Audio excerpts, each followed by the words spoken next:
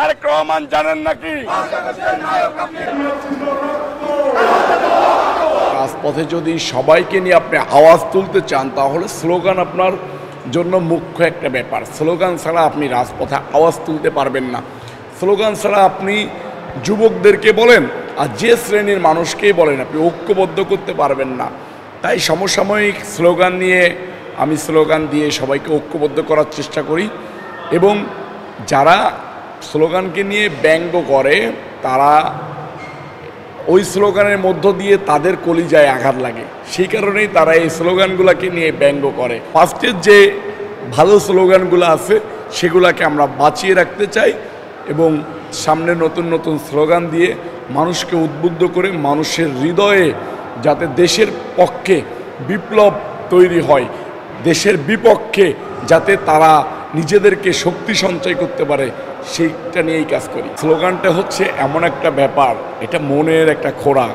Public কি চাচ্ছে বা নেতাকর্মীরা কি চাচ্ছে বা রাজপথে কোন কাজটা করলে নেতাকর্মীরা উজ্জীবিত হবে, চোখের ভাষা, মুখের চাহনি, চোখের চাহনি, আপনার বডি ল্যাঙ্গুয়েজ, এইগুলোর উপরে অনেক কিছু ডিপেন্ড করে নেতাকর্মীরা উৎসাহিত হয়, উদ্বুদ্ধ হয়।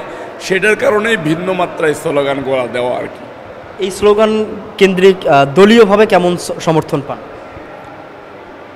দেখেন, দল তো আমার দলের নেতাকর্মীদের সাথেই স্লোগান দেওয়া হয়, তাই না? তো আমি যখন স্লোগান দিই আমার নেতাকর্মীরা তো উৎসাহ উদ্যোগনার ভিতর দিয়েই স্লোগানগুলো গ্রহণ করে এবং আজকে যদি একটা স্লোগান দিই সেই স্লোগানটা কালকে দেখবেন টেকনাফ থেকে তেঁতুলিয়া, রূপসা থেকে পাটুরিয়া রেডিওর মতো করে বাজতেছে।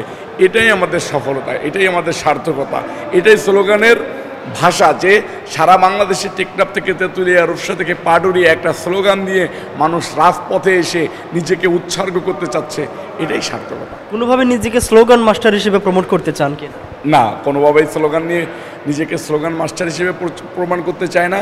স্লোগান মাস্টার কোনো ক্রেডিট না, স্লোগান সবাই দেয়। স্লোগান আমার মতো আরও অনেক প্রতিভাবান মানুষ আছে যারা স্লোগানের মানে জনক।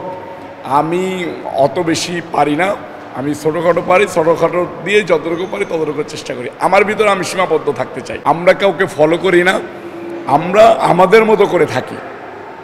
আমাদের দল কে কলঙ্ক করতে চায় কি চায় না সেটা তাদের ব্যাপার।